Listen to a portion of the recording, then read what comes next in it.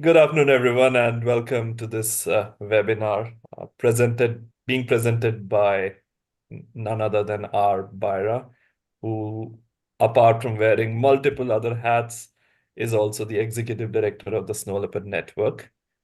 I've just returned from Cali in Colombia, where many countries of the world have come together at the Convention of Biological Diversity's Conference of Parties. I think COP16 is how they're calling it.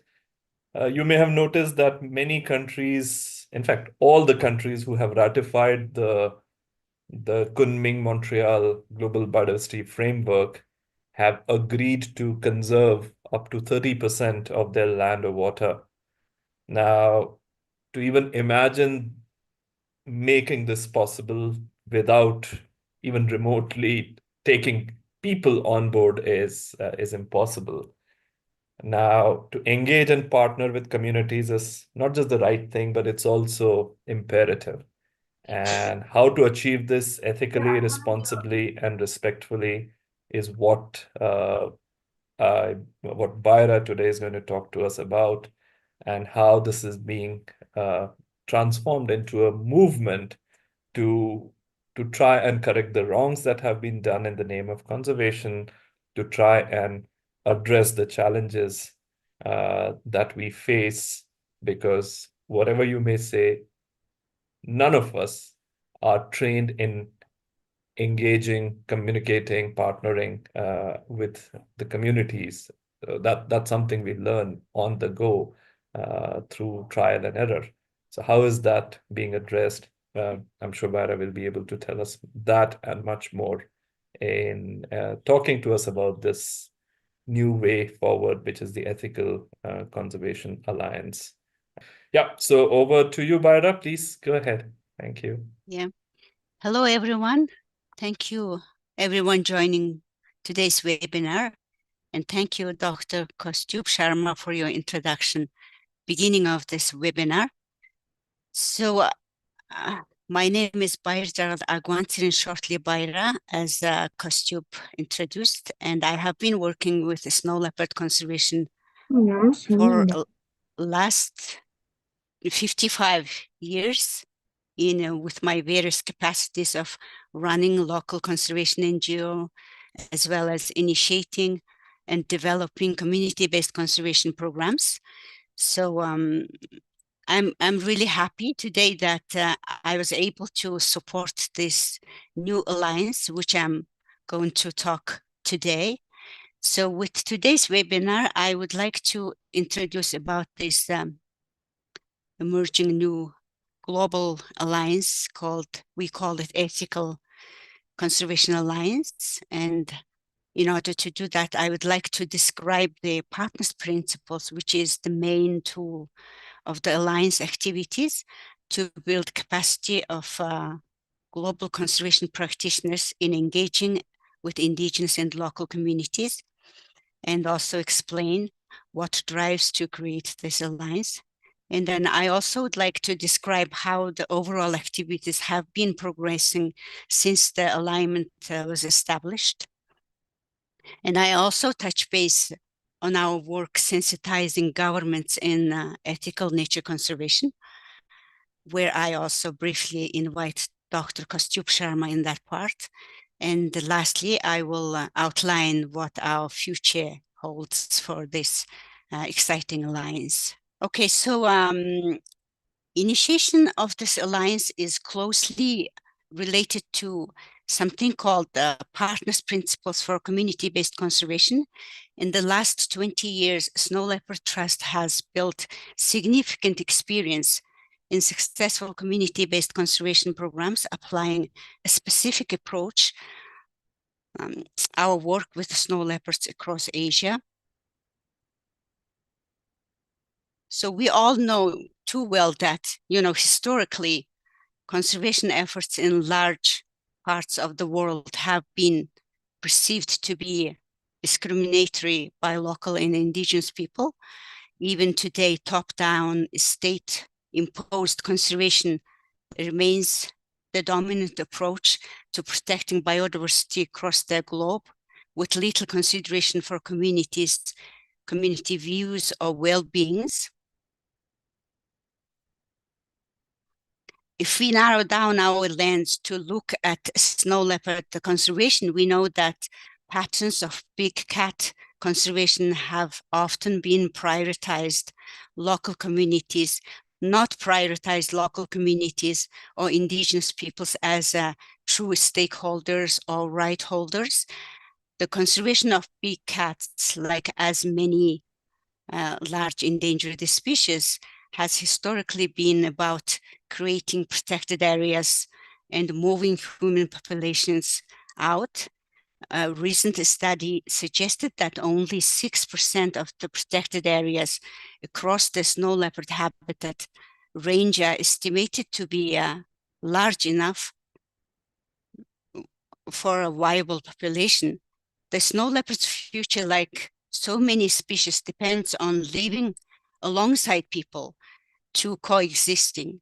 Therefore, any snow leopard conservation initiative has to be framed within this paradigm. Within coexistence, community-led conservation is essential for effective and ethical conservation. As I mentioned earlier, that over 20 years, Snow Leopard Trust has recognized the invaluable role of these communities initiating conservation initiatives that have actively engaged local communities and indigenous people as crucial stakeholders in the preservation of snow leopards and their habitats. For example, in Mongolia, me and my team started working with the local herding communities early 2000. We started engaging with these communities, and they shared with us their challenges they faced. For example, their challenge, one of the livelihood challenges was that they couldn't get fair price for their wool products, so that they can't really observe the losses to snow leopards. So these findings and challenges have created us, have helped us to create the programs like Snow Leopard Enterprises and then other initiatives. So we were launching these programs in partnership with the herding communities, families, and around the idea of engaging women in snow leopard conservation, especially through economic incentives and benefits. In this example, for example, women participated in a handicraft training, then developed and sold felted goods in increasing their annual income. In exchange, herders committed not to kill snow leopards in retaliation for livestock losses. Fast forward 2020, these programs have evolved and transformed. The women who were involved in the first 20 years of initiatives are now leaders of the community conservation groups at the local level. These women, the communities, are now working at larger conservation scales, working to gain legal rights for their community land and unprotected areas, so they can ensure that their communities are decision makers for the areas to protect snow leopard habitat, mountain ecosystems, as well as their land for their livelihoods. Some of these women that I've known for 20 years, like Choka pictured here, who first started making felt mice, are now looking to find even more influential political position in local level in order to influence wider policies at the district and town level. Choka ran for the position in the local government last fall. She wasn't successful in the first round, but she is still trying again for this year. Partnering with communities who live in proximity to wildlife is critical to long-term successful conservation, but the practical challenges are considerable and often can be very complicated, controversial, sensitive, political, and deeply personal to different groups with vastly varying perspectives. Conservationists, who often have a strong backgrounds of biologists and ecologists, learn by trial and error, as Kostub mentioned at the beginning. So there is no often formal training in how you effectively engage with the local communities. Although Snow Leopard Trust has been implementing these conservation initiatives for the last 20 years, we had never really documented our approach and evaluated what made our programs so successful. But luckily, Executive Director Dr. Charu Mishra accomplished it, and documenting this, our own team and other conservationists. So together with the Snow Leopard Trust team, he distilled 20 years of community-based conservation practice into a set of 8 principles called the Partners Principles that aimed to capture the core ideas of highlighting the approach of conservationists and communities coming together around and share the strategy, one that emphasized social justice, respect for nature and community autonomy, one that ensures builds community leadership in conservation. So you see that list of principles here, like first one, you see the presence, for example, as conservationists working within the Indigenous and local communities, your presence is so important for your conservation work. So by keeping your mind, your presence, you have a high chance of understanding better of the local people you engage with, their needs, their challenges, and also their life. Your constant presence helps create trust between you and your organization and with the local people. So it also builds a robust long-term relationship with the local people.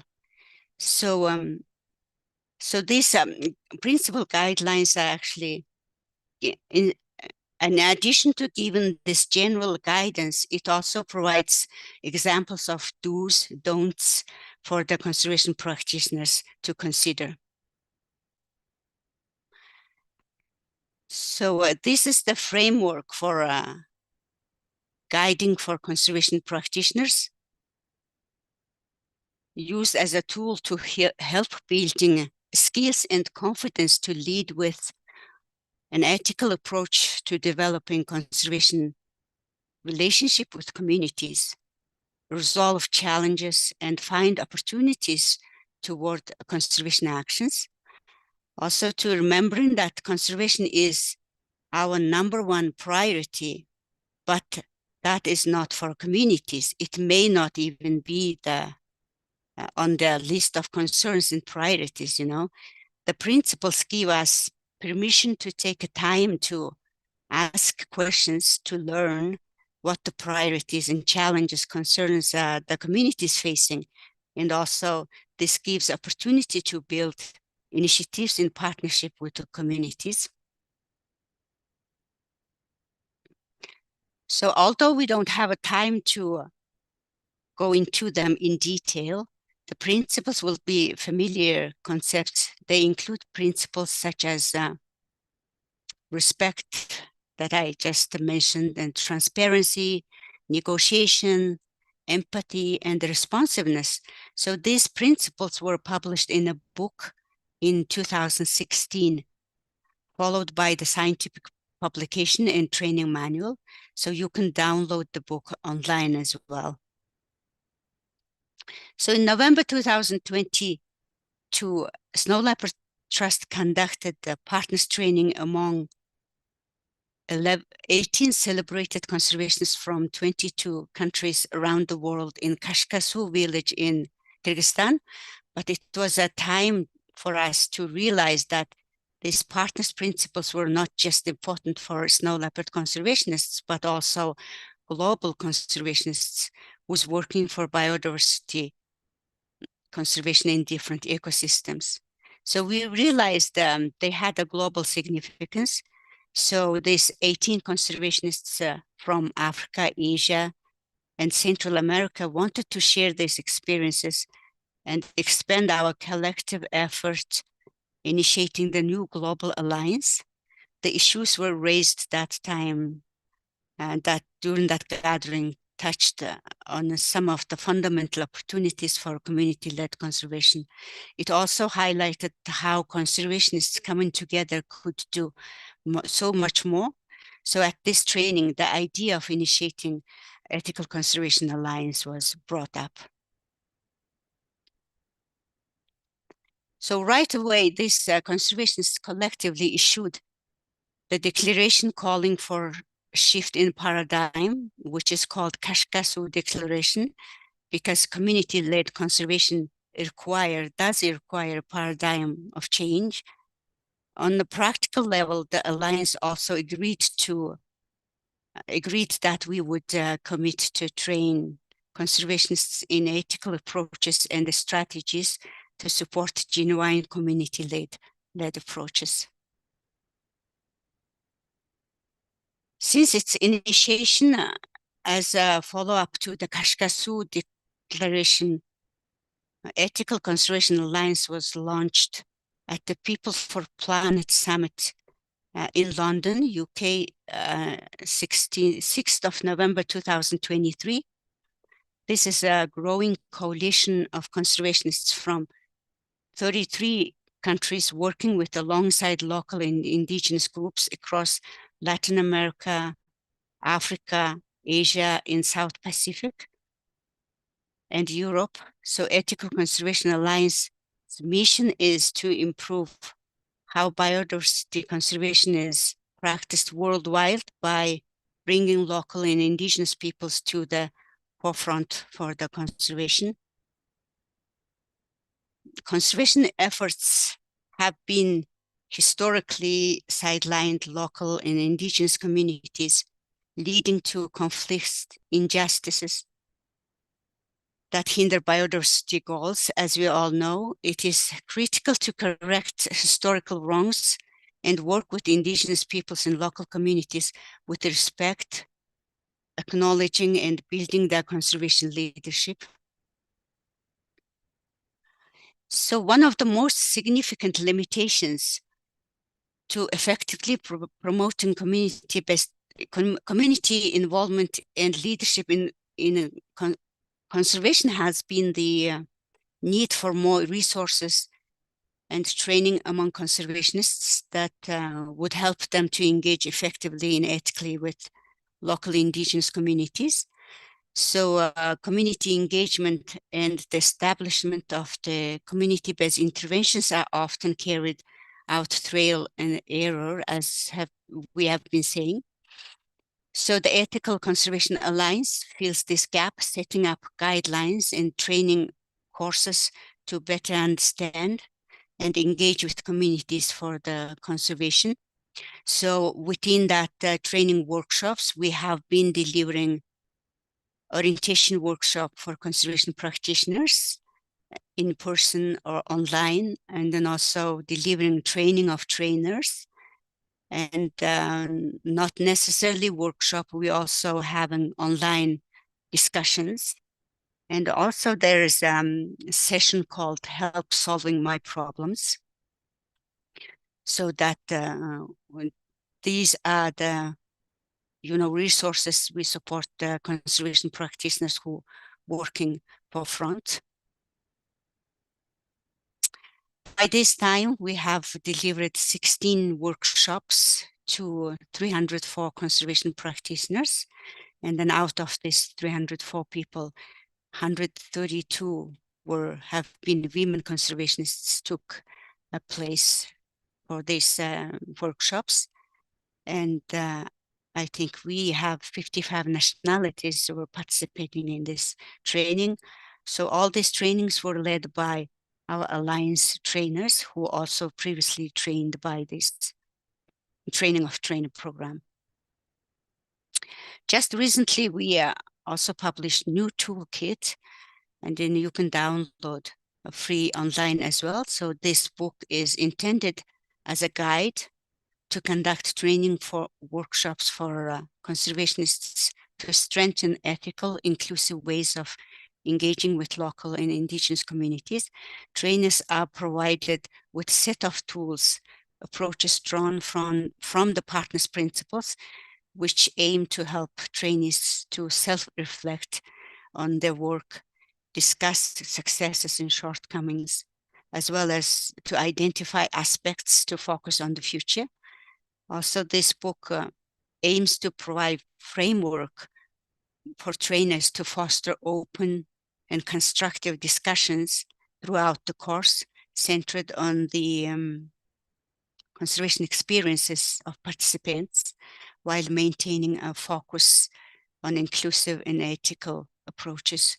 So yeah, so please feel free to download this toolkit. Besides this toolkit, the members of Alliance also have access to these resources such as modules, newsletters, videos, and help solving my problem sessions, as I mentioned earlier. Also, we provide some technical support for conservation practitioners. So as conservationists, we often challenged or isolated and feeling uncomfort in our own doings when you are working alone or with limited support. To ease these challenges, for example, Alliance has the help solving my problem sessions. So the Alliance members get together online to discuss challenges the conservationist is facing and share their thoughts and experiences, which is a great platform of support. So we encourage anyone who's facing challenges, who's working with the local communities, feel free to apply for these sessions. Today, the Alliance has 55 individual members around the world, and 28 organizations from 33 countries are involved in this alliance. Among our members, there are 28 Whitley Fund awardees, 3 Goldman Environmental awardees, and 9 National Geographic explorers. And the alliance members have more than 600 years of collective experience to share with each other to improve Indigenous and local people's engagement in biodiversity conservation. So the work of the Ethical Conservation Alliance has already gained some recognition, as evidenced by its mention in Kyrgyz's public statement at the 15th COP. The convergence of the Ethical Conservation Alliance's mission is, as Kaustubh Sharma mentioned, that global conventions is a natural process, especially given the explicit call for ethical treatment of indigenous peoples and local communities in these frameworks. So governments that have ratified conventions like CBD and UNFCCC face the dual challenge of delivering on the commitments while ensuring that conservation efforts are inclusive and respectful. So the ECA, Ethical Conservation Alliance's expertise in ethical conservation can play a very important role in guiding these governments, helping them to implement their mandates effectively with integrity. So Dr. Kaustubh Sharma just mentioned that the Alliance has taken some parts in COP16. Kaustubh, can you please give a briefing about this event, side event, please? Sure, Bara. Hello. Hi, everyone. Yeah, so if you look at the global biodiversity framework, which the countries have ratified, it has 23 targets. Out of these 23 targets, at least 8 mention or refer or identify local communities, indigenous people, uh, as uh, as the rightful group of people who should be involved in getting these achieved. So the problem is there is little awareness, little on-ground experience, or very little interaction that has happened between those who have achieved these. So the idea is that we sincerely hope that an alliance such as the Ethical Conservation Alliance can play an important role in helping build capacity. And the reason we are able to say that is because it's an alliance which has members, as Baira just mentioned, from multiple countries and all the continents of the planet. Now, this particular event that happened in Cali, the idea was to discuss A, how to achieve uh, multiple targets of the biodiversity, global biodiversity framework, but especially the one that says target 3, which in which countries have mentioned that they would like to save up to 30% of their land or water. Now, when you are planning to save such large areas, there is only that much that a protected area network can be expanded into. Not every country can do what Bhutan, for example, has managed to achieve, or some other smaller countries have achieved, who have conserved more than 50% or up to about 50% of their landscapes as protected areas or corridors. Other countries need to explore and find ways to be able to engage with communities as the primary. I wouldn't even want to use the word stakeholders, but as a primary uh, uh, uh, primary owners of those lands. So so the discussions were kind of course, we always speak snow leopards because we work with snow leopards. We spoke about the snow leopard conservation issues and how uh, community engagement is helping. But we had people who spoke about the marine landscapes. There were people who spoke about the other effective conservation measures, which is a new category being recognized under this broader goal of 30 by 2030. And the hope is that given the flexibility and the recognition of the rights of the local communities and indigenous people, there is an opportunity to use the OECM, as they call it, as an instrument towards achieving much of the goals that we are looking at. But then it was also very nicely highlighted by a couple of panelists, especially the panelists from IUCN, who said that we can't just go ahead and create yet another rules framework that will completely beat the purpose. We have to identify the existing practices, best practices, and create a monitoring framework around them for people to be able to achieve these goals. So that was the event, and we were very thrilled to notice that there were, of course, there were people who have been involved with the Ethical Conservation Alliance and its partner organizations, but also a lot of other people who have who turned up to this event who had just heard about ethical conservation, and they thought this is something that would be of their interest. So yeah, so that's what it was. We'll be putting out a short summary in the next newsletter of the ECA newsletter. I think that's due sometime in January, right? So there will be Yes. some Yeah. updates on that one we'll be sharing soon. But yeah, that's what we managed to do in this little event we did on the sidelines of the COP. Okay. Wonderful. Thank you, Kostub, for briefing.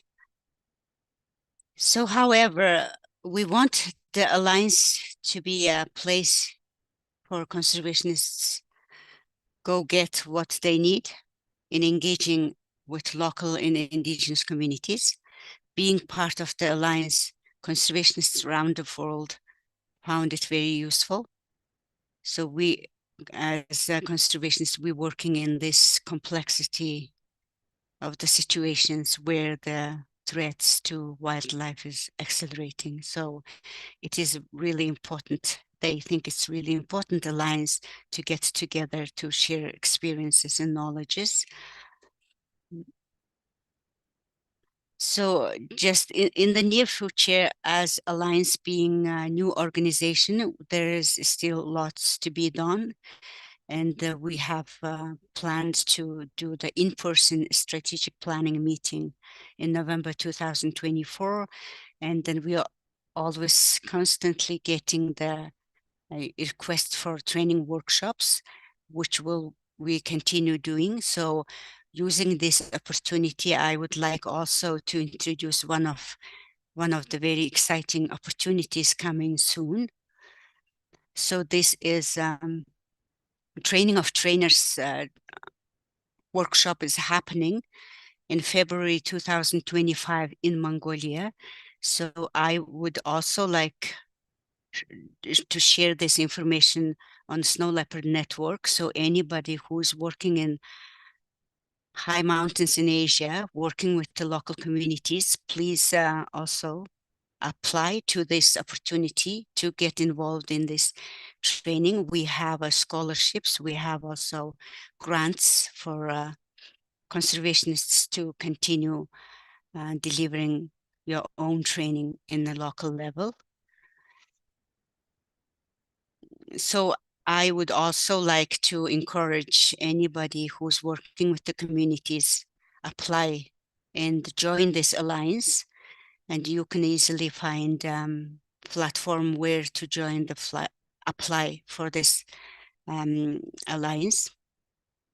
And you can get more information on websites, and then also you can get newsletters and lots of information in our social media.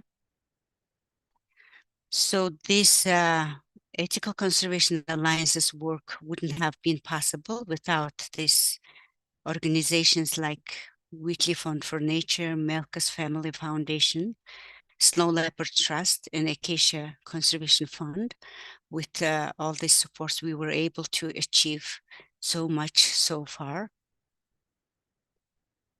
And today, while introducing this alliance, I've gone through how this new alliance has been initiated based on the partners' principles framework on engaging with local and indigenous communities. And then I also attempted to describe overall activities of the alliance so far, how it have been progressing through the workshops, expanding membership, and resource creation. And I also touched the base on our work sensitizing government and ethical nature conservation with the support of Dr. Kaustubh Sharma. At last, I briefly also mentioned what are the near future activities for the Alliance. And then I hope that the Alliance is something you want to be part of if you engage with Indigenous and local communities. And thank you everyone for your time and attention. And I and Dr. Kaustubh Sharma would be happy to answer if any questions you may have. Thank you, everyone. Thank you, Bara. Thanks so much for comprehensively summarizing all the work that has started under this alliance. Yeah, I must have missed it, Bara, but maybe we should mention to everyone that the 6th of November is the day of ethical conservation as decided by the different members of the alliance.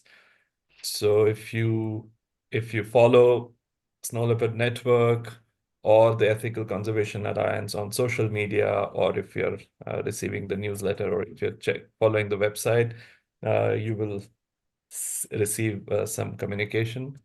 In fact, on the 6th of November, there is a panel discussion which is going to be moderated by BBC presenter Lakshmi Gopal, which would go live, followed by a Q&A from some of the members of the ECA. So please tune into that as well on 6th of November. And sorry for the shameless plug, but I just thought I should mention that.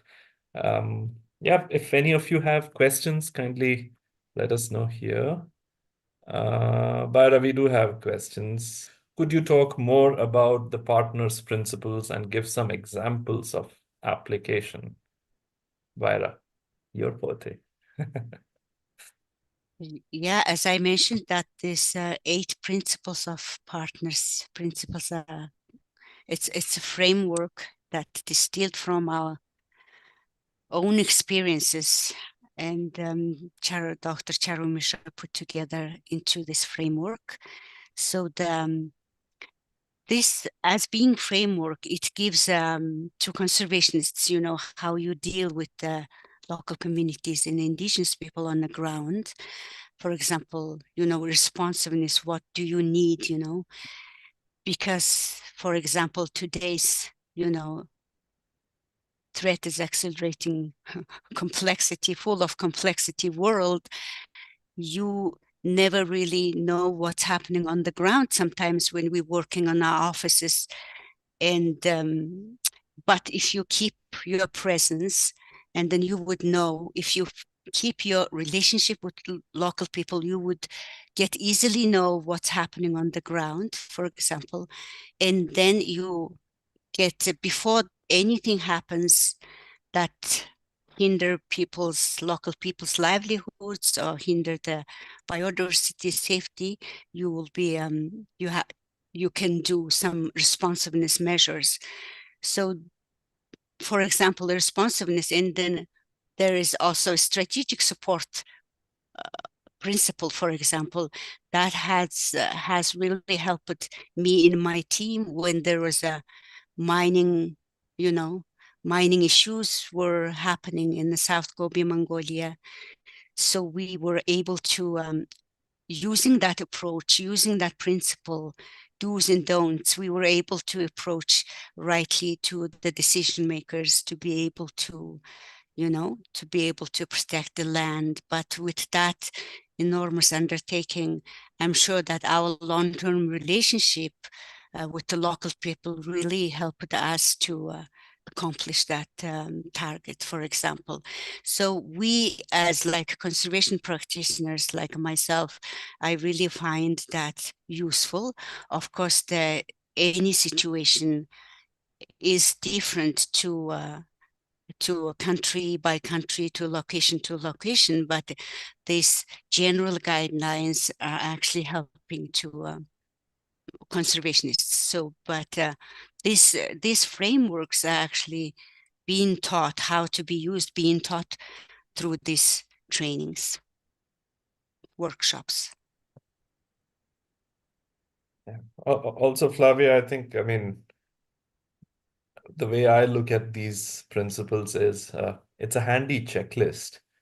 And again, I mean, just to be upfront, it's not that any of us have developed it, or we are the ones who are for the first time discovering this is what it is.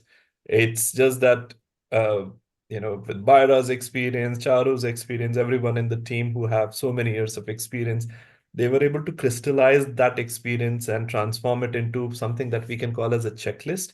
So if you're going out with and starting with a new community, here is a set of things you must follow, and it really helps achieve the true conservation goals without really create, or at least by minimizing the possible conflict that many times conservation can result in. So yeah, I mean, if you want to look at examples, I think all conservation programs being implemented in the snow leopard landscape, they all follow partners principles in one way or the other. And of course, many other species. I mean, people working, like we have Shivani Bhalla from the Evaso Lions, who's working in Kenya on lion conservation. If you look at the principles or the way she's doing it, it also is following the partners principles in a way. So Pooji is asking, do you have any plan about conservation ethical training for government levels? I mean, not just Pooja, that's a very valuable question and something that we have realized the hard way. But are you okay if I take this one? Sure, please. Okay, thank you. Now, what we have realized, Pooja, is that ultimately it's the governments whose mandate is uh, to conserve large landscapes or to work in massive landscapes. They're the ones who have the ultimate authority on the land. And whatever we may say, there's very little training, or in fact, no training whatsoever, no capacity building whatsoever about their ability or to improve their ability to engage with communities. Some of them do wonderful work, and there are many government officials across the world who've done incredible work of engaging with communities, uh, bringing a new paradigm into nature conservation. But that's been because of their enterprise, their abilities and skills. So we really hope, and we've been trying through small steps to gradually work with government officials. And one such effort is under the Global Snow Leopard and Ecosystem Protection Program. In the last two steering committee meetings, which have been attended by more than 25 government officials from across the snow leopard range, there have been sessions. One of the sessions was led by our colleague Justine earlier, and one session this year was led by Baira herself. uh, the idea is to gradually open up these avenues and these opportunities. In fact, we're very happy to also report that there was a government official in the recent training workshop that happened for trainers in Isikul in Kyrgyzstan. And I'm sure in the following trainings that are coming up, we will also have uh, the opportunity to engage some government officials. But I totally agree that it's extremely important not just to talk to conservation organizations, but also start engaging with the government entities who have actually ratified these conventions. So they also are aware and they're fully on board the need and the importance and the relevance of engaging and partnering with communities ethically and respectfully. By the way, on that note, can I put yet another shameless plug here? So, Baira, maybe you can share the link as well. But some of you might have received a notification a few months ago about a training workshop for trainers on ethical conservation practices. And we were able to invite 5 conservation leaders from, I think there was one from Bhutan, one from India, one from Kyrgyzstan, one from Uzbekistan, and 2 from Mongolia, to Kyrgyzstan to attend this training workshop, and of course, and 2 from UK. So there were these 7 participants who attended this workshop as trainers. Next round of training is planned in the first week of February. Again, Pooji just asked the question, and she's going to be helping lead that initiative. So that workshop is planned in first week of February, and if any of you are interested, please feel free to apply. We will be sharing the details on through the Snow Leopard Network as well. We'll request the Snow Leopard Network to kindly share uh, the the notification for applications. Not just that, we will be able to cover the expenses to those to 5 selected candidates. But in addition to that, up to 3 people from these trainees will have the opportunity to apply for a small conservation grant to start a conservation program by engaging with the communities, depending on the problem that they are facing or the challenge that they're facing. So that it's a two part grant opportunity. One, funds available to attend the training workshop as a trainer.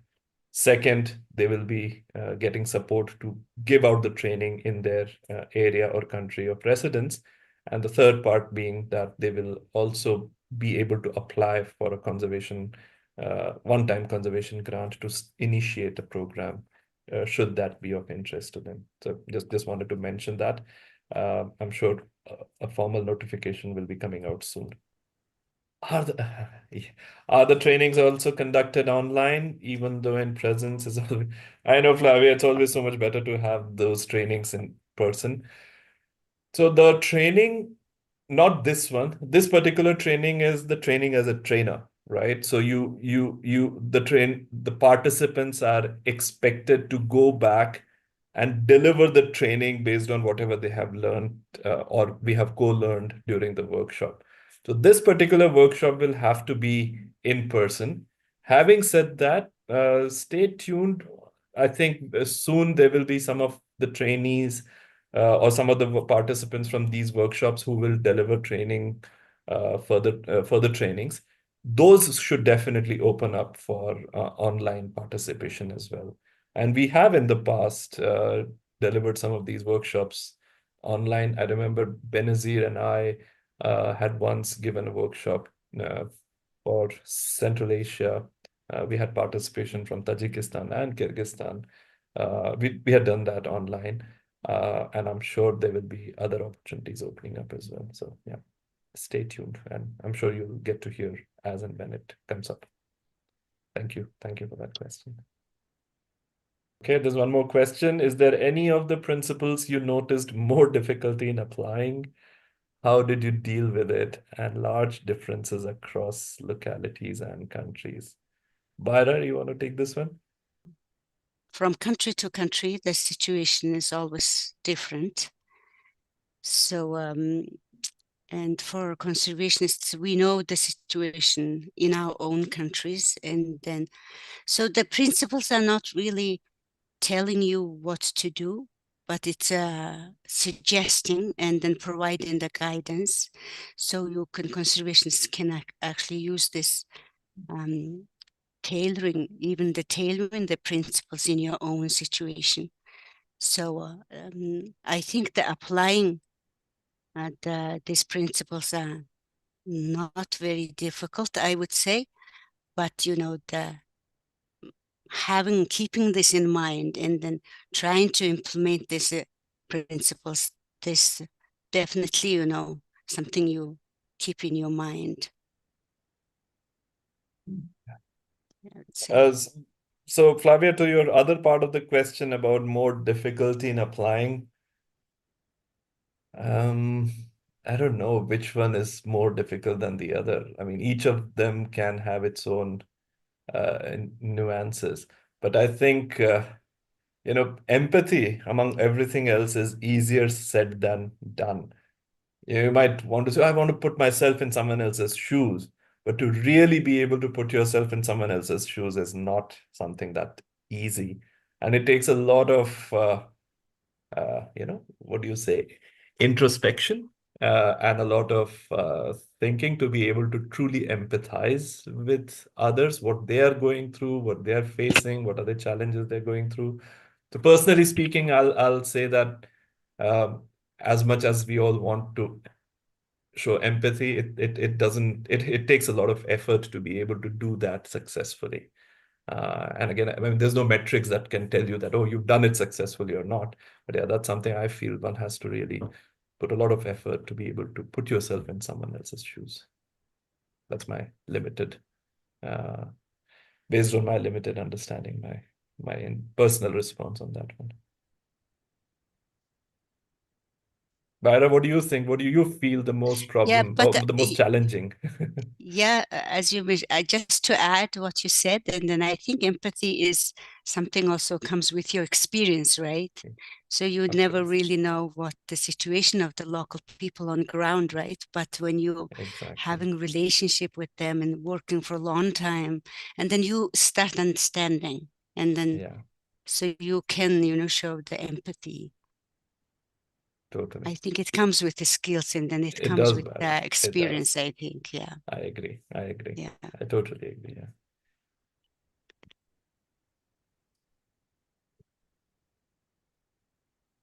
I agree. Trust is also a big part. Totally. Totally. Okay, great. So yeah, just one last call in case there is any other questions, please feel free to chime in. This is your opportunity. And in case you by the way, it goes beyond what we've just spoken about. So if there's any other question about the Ethical Conservation Alliance or about the upcoming trainings, or is it about these the day of ethical conservation, feel free to just chime in. Oh, well, thank you. Right. Thank you. Thank you, Rocky, for the cue. Well, again, I mean, I cannot, I think I can't put in words how much experience and knowledge and wisdom Byra brings on the table just by being in a room. And she does it so effortlessly and, you know, so quietly that you don't even notice. And I once read a very nice quote that the quality of a good leader is that everyone thinks that they've done it, and nobody even notices the leader per se. And that's something which one can always say about Byra, that she gets things done so effortlessly and so quietly that makes her a true leader. And of course, our Mongolia team, where Byra was the director for several years, can vouch for that. But having said that, I really want to thank you all for joining in today's session. Really, it's a completely new initiative, but we also believe that it's an initiative that has a lot to deliver, that has a lot to engage with, not just with other conservationists, but with other sectors as well as especially governments, as Pooji very rightly said. Given that, please do subscribe for the newsletter for the Ethical Conservation Alliance. Please do follow the social media handles if you can, or if you are on social media, and stay connected. And if you are interested, do send a request for training workshops, or if you want to host a training workshop, do let the Alliance know. And there are many in the team who are now qualified as trainers who will be able to help with organizing those workshops, if not some of the core members. So with that, I'd like to again thank you, Byra, for really making the time and really explaining the whole concept through wonderful examples, starting from scratch. And to all the attendees here for joining in and listening in. Thank you very much, and we'll be connected soon. Thank you, Thank you. Thank you, Costume, everyone. for your Bye-bye.